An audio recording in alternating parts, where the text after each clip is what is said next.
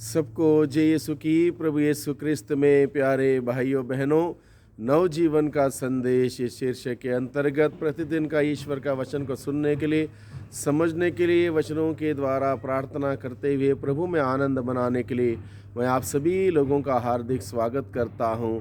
आज जनवरी की 18 तारीख है, बृहस्पतिवार है और आज के दिन में हम लोग क्रिश्चियन यूनिटी के लिए अगले 8 दिन में हम लोग प्रार्थना करेंगे। विशेष रूप से कलीसिया प्रभु की योजना के तहत एक हो जाएं। प्रभु ने प्रार्थना की थी वे सब के सब एक हो जाएं। ये कलीसिया की एकता के लिए हम लोग आज से प्रार्थना करेंगे। आज के दिन में हंगेरी के संत मार्गरेट की स्मृति मना दी जाती है। संत मार्गरेट कुंवारी रहते हुए अपना कुंवारापन अखंड रखते हुए प्रभु के लिए अपना जीवन निछावर करते हुए प्रभु की सेवा में लगी रही और आज के दिन में कलीसिया उनको याद करती है, उनके मध्यस्थ पर विश्वास करते हुए प्रार्थना करती है। आज के सुसमाचार के द्वारा हम सुनते हैं प्रभु यीशु मसीह जहाँ जाते हैं, आते हैं या रहते हैं, वहाँ पर लोग उनकी खोज करते हुए जाते हैं। इसलिए लोगों को मालूम चलाता, पता चलाता, अनुभव होता है लोगों का कि प्रभु के पास आने से उनके दुख दूर हो जाते हैं, परेशानी मिट जाती हैं, उनके तकलीफ़ों का हल हो जाता है और बीमार लोग चंगे हो जाते हैं। इन सभी बातों से लोग वाकिफ़ थे, इसलिए लोग प्रभु यीशु मसीह जहाँ हैं वहाँ पर उनके पीछे भीड़ के भीड़ जाते हैं। तो आज के सुसमाचार में हम सुनते हैं ईसा अपने शिष्यों के साथ समुद्र के तट गए। समुद्र के तट प्रभु यीशु मसीह क्यों जाते थे? अक्सर प्रभु यीशु मसीह समुद्र के तट इसलिए जाते थे क्योंकि प्रभु के शिष्य मछुआरे थे, समुद्र के किनारे रहने वाले थे और अन्य लोग भी, बहुत सारे लोग समुद्र के किनारे एकत्रित हुआ करते थे अपने रोजी रोटी कमाने के लिए, अपने व्यवसाय को जारी रखने के लिए। इसलिए प्रभु यीशु के लिए समुद्र का तट ईश्वर की वचन को सुनाने का एक केंद्र था।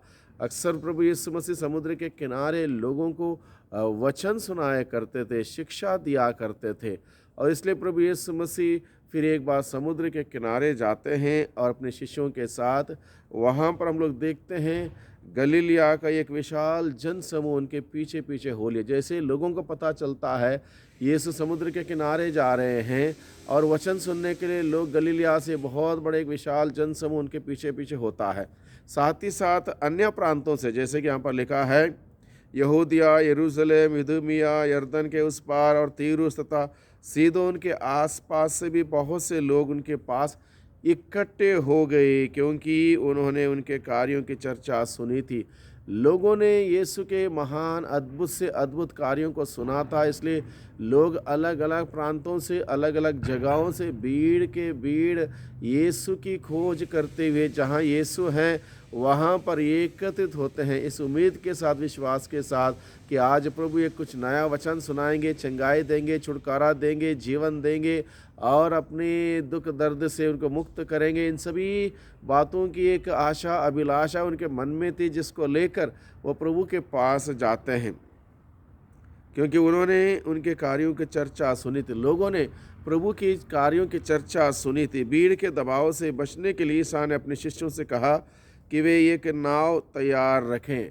अब लोग इतने हुए कि वहाँ पर लोग धक्का मुक्की लगा रहे थे, गिरे पड़ते थे, इसलिए प्रभु ने अपने शिष्यों से कहा एक नाव तैयार रखें ताकि लोग उन पर धक्का मुक्की ना लगाएं। नाव पर बैठकर वो आराम से लोगों को शिक्षा दे सके क्योंकि उन्होंने बहुत से लोगों को चंगा किया था और रोगी उनका स्पर्श करने के लिए उन पर गिरे पड़ते थे। लोग यीशु को स्पर्श करना चाहते थे, यीशु को छूना चाहते थे और लोगों को मालूम था यीशु का स्पर्श करेंगे, विश्वास से यीशु को छू लेंगे, यीशु से शक्ति निकलेगी और वो शक्ति के द्वारा वो चंगाई पाएंगे, उद्धार पाएंगे, जीवन पाएंगे, मुक्ति पाएंगे। और इस प्रकार से बहुत सारे अरमान उनके मन में थे जिनके चलते लोग प्रभु को छूने के लिए उन पर गिरे पड़ते थे। इसलिए प्रभु ने कहा अपने शिष्यों से नाव तैयार रखो ताकि नाव में बैठकर वो शिक्षा दे सकें। इस प्रकार से हम देखते हैं लोग प्रभु के पास क्यों आते हैं। उनका मुख्य उद्देश्य यही था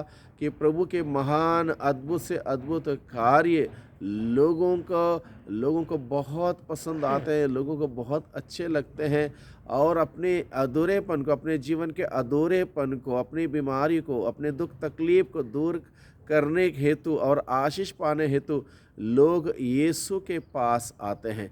तो इस संदेश के द्वारा प्रभु हमें क्या सिखाता है? आज भी लोग अलग अलग प्रकार से बीमार हैं, परेशान हैं, पीड़ित हैं, दुखी हैं, तकलीफ में हैं, बंधनों में जकड़े हुए हैं, लेकिन लोग अक्सर इधर उधर दुनिया में भटक जाते हैं। कोई इंसान के पास जाता है, कोई अन्य शक्ति के पास जाता है, कोई और कोई चीज़ के पीछे जाता है। लेकिन प्रभु हमें सिखाता है, हमारे अधूरेपन में, हमारे जीवन के दुख तकलीफ़ों में, हमारी बीमारी परेशानियों में, हर वक्त में, हर सुख में, दुख में हमें यीशु के पास जाने की आवश्यकता है। यीशु के पास जाने से ही हमें जीवन मिलेगा, यीशु के पास जाने से ही हमें मुक्ति मिलेगी, यीशु के पास जाने से ही हमें आनंद मिलेगा, यीशु के पास जाने से हमें खुशियाँ मिलेगी।